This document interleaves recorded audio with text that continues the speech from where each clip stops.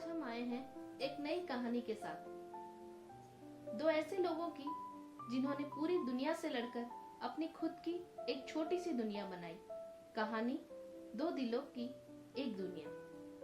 कभी कभी जिंदगी में ऐसे लोग मिल जाते हैं जो किसी तारे की तरह होते हैं, नजर से दूर लेकिन दिल से करीब। और मेरी ये कहानी ऐसे ही दो रूह की है, आरव और काव्या की। पहली मुलाकात साल 2013 की एक सर्द शाम थी। दिल्ली के हजरत निजामुद्दीन स्टेशन पर एक लड़का आरव अकेला खड़ा था। उसके कंधे पर एक पुराना सा बैग था और आंखों में एक सवाल, क्या मैं सही कर रहा हूं?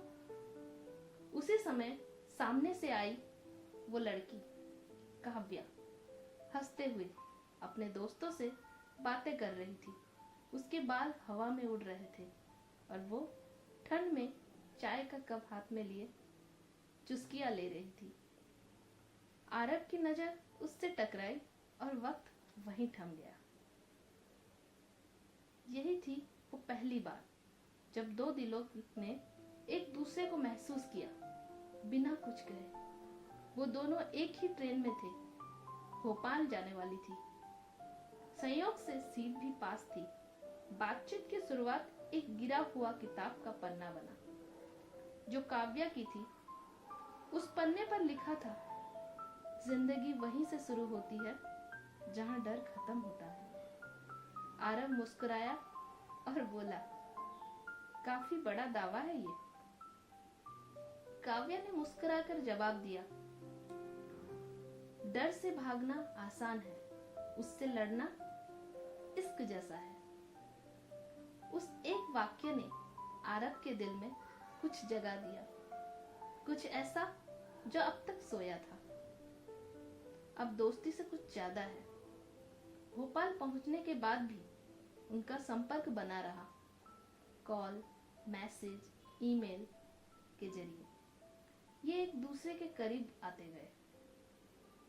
काव्या आजाद ख्यालों वाली लड़की थी, कविताएं लिखती थी, छोटी कहानियां सुनती थी और आरव की जिंदगी में वो रंग भरने लगी जो वो खुद देखना भूल चुका था। वहीं आरव एक शांत स्वभाव का लड़का था, परिवार की उम्मीद, नौकरी की दौड़ और समाज के नियमों में बंधा हुआ। लेकिन काव्या के साथ वो खुलने लगा, जैसे किसी ने उसकी आत्मा को आजादी दे दी हो, दुनिया के खिलाफ। कुछ सालों बाद जब उनका रिश्ता गहरा हो गया, उन्होंने अपने घरों में बात की। लेकिन काव्या का परिवार जात पात, ऊंच नीच के चश्मे से देखता था। वो हमारे स्तर का नहीं है, ये कहकर उन्होंने मना कर दिया।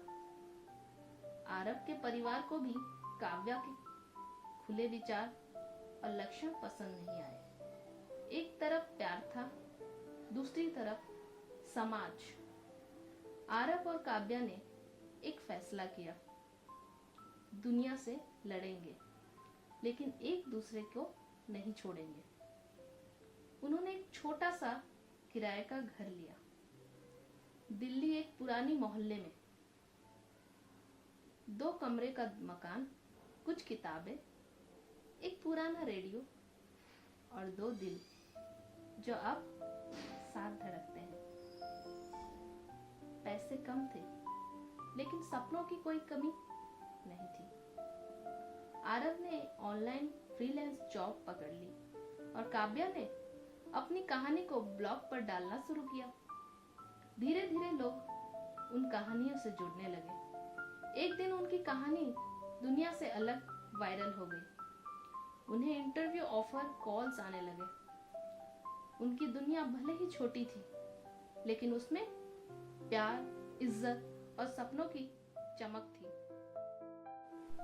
जो किसी महल में नहीं मिलती।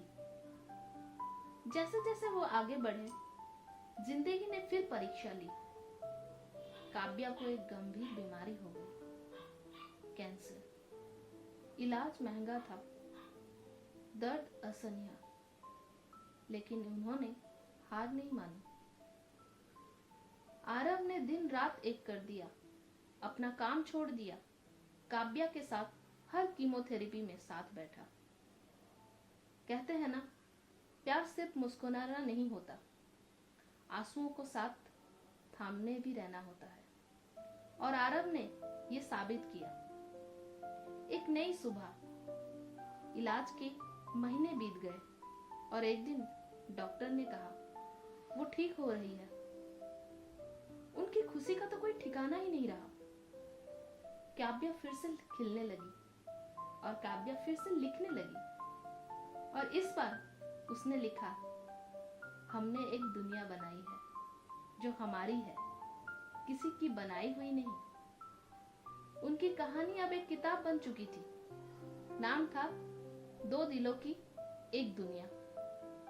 आज की कहानी, मैं ही हूं, वही आरव। और ये कहानी मैं इसलिए सुन रहा हूं ताकि कोई दूसरा जो डर रहा है वो हिम्मत कर सके। हमने सब कुछ खोने के डर लेकर शुरुआत की थी, लेकिन जो पाया वो अमूल्य था। अगर आप भी किसी से बेइंतहा प्यार करते हैं तो याद रखना, पूरी दुनिया से लड़ना आसान नहीं, लेकिन असंभव भी नहीं। बस दो दिल चाहिए और एक सपना। कहानी समाप्त जरूर हो रही है, लेकिन प्रेरणा नहीं। अलविदा दोस्तों, मिलते हैं एक नई कहानी के साथ।